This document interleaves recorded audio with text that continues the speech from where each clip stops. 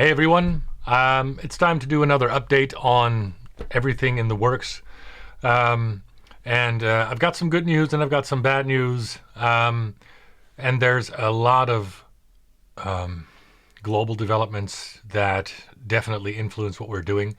And that might influence the stuff coming down the line up to 6 or 9 months from now.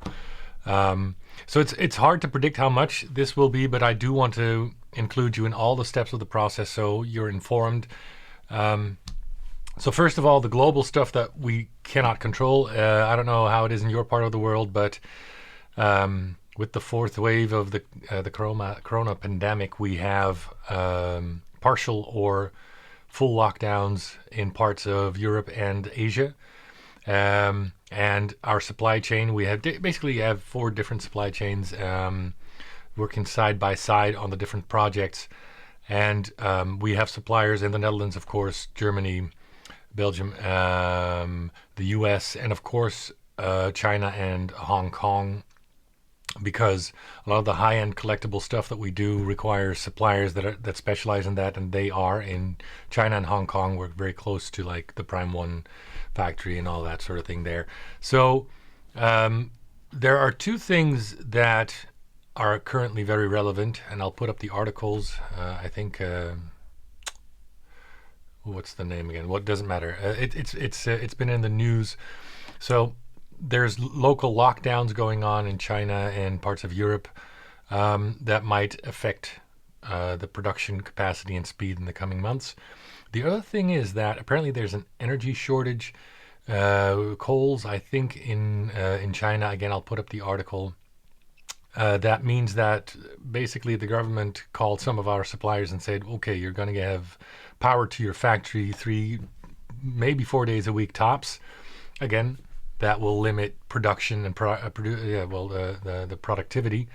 I don't know how much that is going to influence things, but even though we do calculate some room in our supply chain and delivery dates, those are rapidly evaporating. So again, I don't know the exact issues so far. I'll go through the running projects and production piece by piece later. But so on a global scale, these things are very relevant for you to know that it's hard to predict. I mean, look at Sony. Look at the PlayStation 5. It's been out for a year now. This week, I think.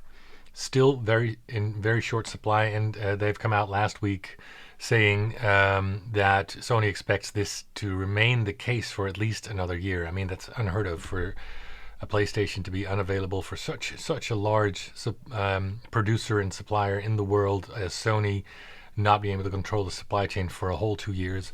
So please keep that in mind when you judge us being a very, very, very, very, very small fish.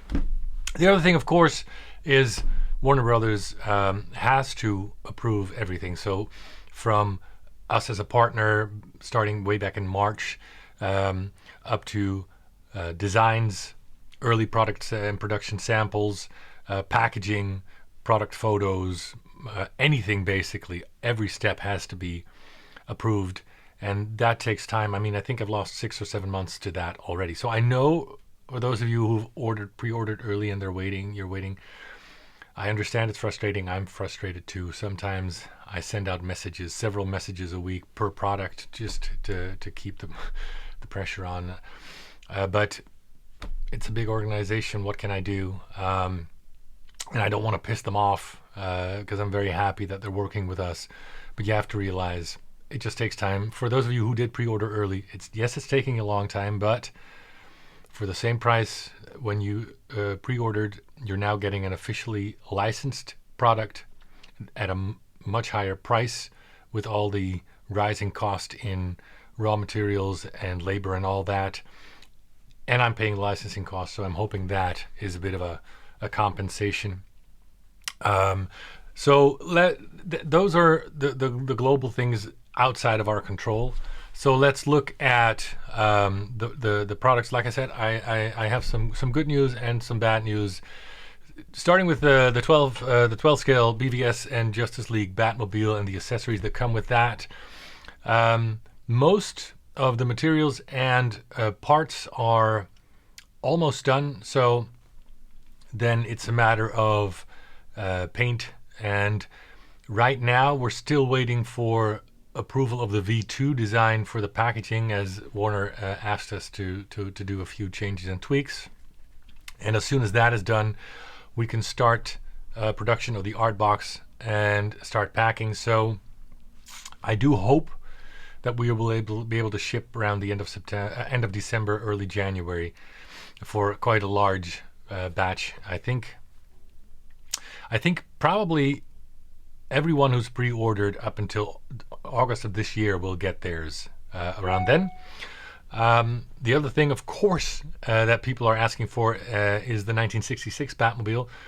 So we've gotten all the approvals we need there to start the tooling. And if you're part of the Facebook group, you've probably seen me update the parts that are done. But as I've said in that group, and if you want to stay up to date, just become a member of the group, and I'll share lots of behind the scenes stuff and more information than these monthly update videos. But it is such a big and complex product that requires some very complicated 3D, like almost puzzle-like moving pieces, molds and jigs, all machined out of metal, and that takes around 3 to 4 months to produce over 100 of those jigs, metals, molds, and all that sort of thing.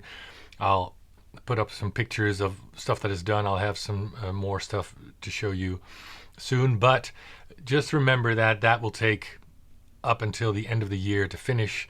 I expect to have an early production sample with the final parts and the stuff from those jigs to test how everything goes together around the end of January, and then we hope to start delivering by the end of March, as we're seeing right now. But again, referring back to the start of the video, there's a lot that I cannot control, and if due to power outages and lockdowns production is slowed down again, that might eat up the rest of the margin that we had in that delivery date. So for the 1966, that is the schedule. We interrupted this program for a special update. Recorded the entire video, forgot to mention the scavenger, so I'm going to put that somewhere quite up front. So Iron Scavenger, we did make quite a significant first batch, so that anyone who's ordered it last year or even before that will get theirs definitely in November. Maybe even quite a few from 2021 who have, of course, paid off. But with all the things I've mentioned about the power shortages and the lockdowns, one of the most important suppliers in that supply chain did tell me that the second batch will probably be delayed and not be delivered until March. So for those of you who've ordered in the past few months, your Iron Scavenger will not ship until March or April. Back to the regular scheduled programming. For the bat signal, we had to modify a few small parts. Now that we're licensed, we got some close-ups, and there's basically 2 parts that we needed to change on the molds as well. So as soon as that new drawing is approved, we can start the tooling for production there. Meditation chamber tooling is finished, and we're on the production of samples. You've seen some of them if you're in the closed Facebook group. The clamp that holds the helmet didn't work and fit nicely, so we had to redo the tooling for that. That cost me a pretty penny, but the tooling, the retooling of that clamp is finished this week, and assembling of all the other parts for the sample pieces is finished. Painting and decals, that will all finish this week. So I expect to have the early production samples for the meditation chamber in before the end of this month. Then the sand speeder, all the tooling was finished by the end of October. The production samples, well, you've seen a lot going on again in the Facebook group. The sample for the basic version is done. I'll put up a picture now. The base, we're trying to create a sand effect on that, and let me put up a picture for those who haven't seen it of the nets and the greebly parts for the DX version. the mass, so we will start producing the parts for the run starting this week. Moisture evaporator early this month. So last week we finished the tooling and the production samples. So we expect to have those shipped out by the end of February. For the Batwing and the snow speeder, for the Batwing, I've told the story before, but again, if you've missed it, the Adam Savage, and I think it was tested, got access to one of the larger of the 1989 Batwings, the props they used for the movie. We were just about ready to start the prototype when we saw that, and was pointed out to by a bunch of members in the group. And we saw some stuff that we hadn't seen before that wasn't even visible in the movie, like the circular saw blade on top of the scissors, and other parts that meant having to go back, dump some of the parts in the 3D drawing and redo them. Same for the snow speeder. So we will go to prototype in the next few weeks.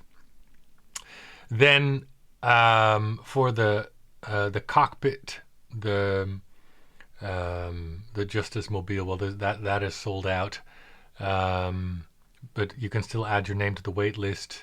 Diorama bases are back. The final bunch are done. Justice League kits almost or now completely sold out, but ready to ship in 24 hours. Cargo holds, all of them for the rerun have been done and are ready to ship out. Hoth ready to ship out. What else? Bespin, of course, ready to ship out at a moment's notice. The Death Star V3, my dad is making them, and so they start shipping out in very small batches starting in around 4 weeks from now. So that's ahead of schedule, actually. Like I said, the 12 scale is still on schedule. So we found, while cleaning up, making room for stuff, we found enough parts to get our supplier to make the rest of the parts to make 25 sets of the Tantive Entryway Detolf Deluxe. So if you want them, I'm going to be putting them up pretty soon. 25 and that's it. We're working, we've got the new floor for the cargo hold expansion in, and I'm painting and weathering that now, so I expect later this week I'll have some pictures of the final parts for that. Then I can send those off to the suppliers and they can make the current calculations, and then I can finally see if I'm able to offer the full back wall if you get the cargo hold extension. Now again, when I calculated the prices, materials and all that, those things were a lot cheaper, and B, the original plan was to make a wall that connects to the current basic cargo hold and make a ring so that you don't see the seam. At your request, I've made the full back wall, and the intent is still to offer that in the kits, but I won't know until everything is done. I got it all set up, made the pictures, and I can send it off to the suppliers so that they can calculate based on what we've made as a prototype to give me the prices based on the numbers of what you guys have ordered. So that's that. As for the Death Star, the V3 is almost gone already. That's amazing. And we are I'm thinking about, I've got an idea for a V4. So structurally it will be the same because the construction it really works very well. It's going to be made out of aluminum again, but with the current aluminum prices on the rise, it might not be viable. Same as I've been looking into doing one more run of the Emperor Throne Room. I've been getting a lot of questions, but I have asked one of the suppliers in that supply chain to do the calculations. I expect to have that next week. It's probably going to be too expensive to be viable, but I'm looking into that. So basically we're firing on all cylinders, and I've hired a new employee.